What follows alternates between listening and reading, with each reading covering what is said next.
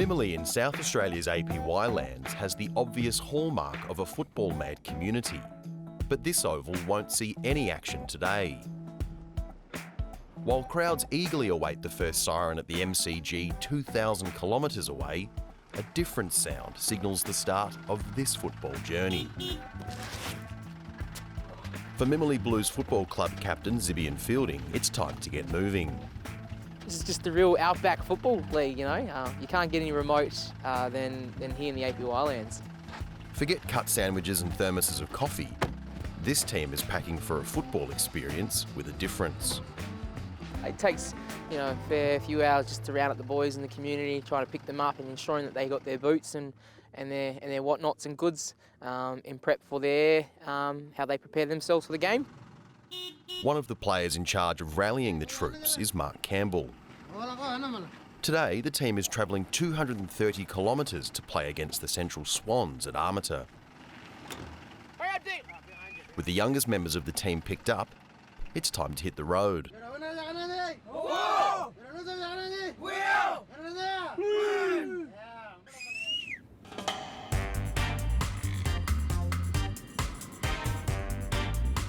Each week, 10 teams face the same challenge, and they wouldn't have it any other way. He's got its own culture, fully does, as we do as well. And we sort of mix it up, and it works. It's a really good combination how we do it with the team.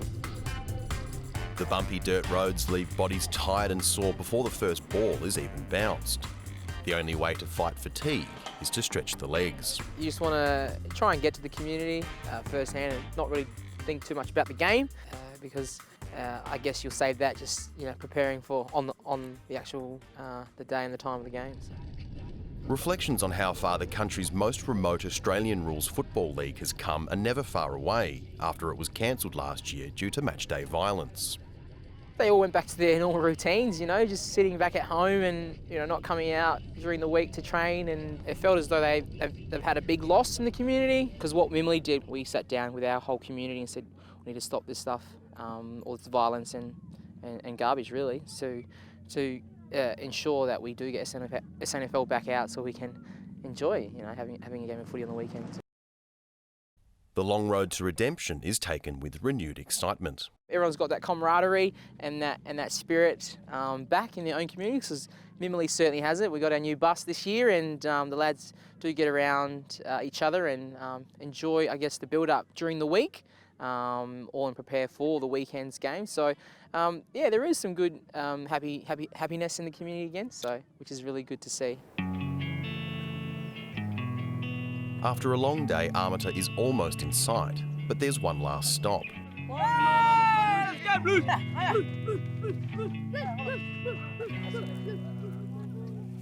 Before settling in for a night behind enemy lines, dinner is on the cards. And this isn't any old barbecue.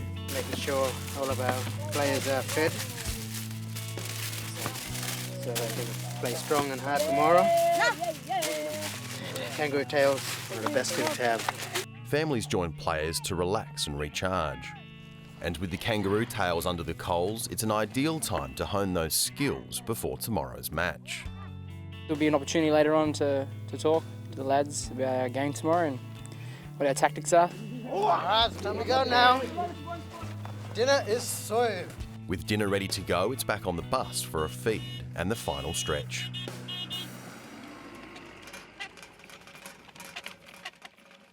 Game day at Armata means a fresh repainting of battle lines on an oval that has seen many great tussles. The competition was founded back in 2006 as part of the petrol sniffing strategy to counteract a lot of the behaviour that was going on there around the entire APY Lands. And then we've really just grown it from a 5-team competition through to a 10-team competition in both football and softball. Drawing a line in the sand helped guarantee the league's return. We've implemented a new code of conduct, which was really set up with a new board that we founded as well at the start of the year. So we've got representatives from East, Central and Western communities for both football and softball. And those were the guys that we really relied on to give us feedback on what they think needed to change from a community perspective. And then we implemented what we think needed to change from a football context as well.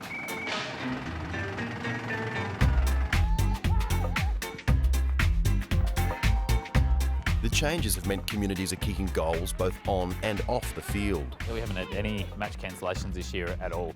Every game has gone ahead with the exception of guys who have been unable to travel due to vehicle issues or whatever it might be, which is a common occurrence out here. For the Mimili Blues, there's an extra incentive to do well. For the first time, the grand final will be played at Mutajulu at the base of Uluru. Getting into the prelim, the ultimate goal is to make it all the way to the end, to the finals, and finishing it. I'm going to make sure I'm not going to let it go this year. With 80% of men on the APY Lands between the age of 17 and 35 playing football, it's more than a sport. Really good for these young people. It keeps them busy, get out of mischief and also keep them occupied and with us, where we can keep an eye on them and talk to them and keep on mentoring them. Big Bird, centre half. No, forward line. With the team sheet finalised, players are itching to start. Enjoy the game, fellas. Win or lose. Before the team takes their positions, there's one final pre-match routine.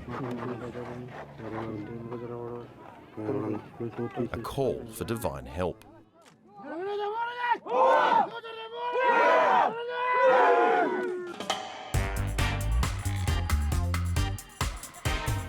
It's a fast and furious start. Armata gets the early break. A finals position is up for the taking, and players are putting their bodies on the line. Taking some precautions, but not others. The main thing we tell them is just not get on the ground. If you get on the ground, you get your knees grazed. You gotta always stay on your feet, be strong. Supporters lap up the action, with some even getting involved in the match, while others just entertain themselves. At the last change, Mimili turns to senior players for inspiration. We have our older players. We learn from our older ones, it's like same as how we've been living in the old days, we learn from our elders and pass on to our young ones. It's the same, same thing, but in a different way, and just footy. Scores tighten as the final siren nears, but Armata proves too strong. The Blues go down by 7 points. It's a disappointing result, but this year, more than ever, football is the real winner. The league is really good because we want this league to keep happening so our young ones can keep playing footy. Who knows? One of our own could get picked to play in the AFL in the future. It's a long drive back to Mimili for the Blues, but unlike last season, there's always next week. And it gets really serious, so that's why we're getting better at it, so it doesn't start anymore violence. We've been doing good this year. All the teams have been doing good this year, and win or lose, we're always happy.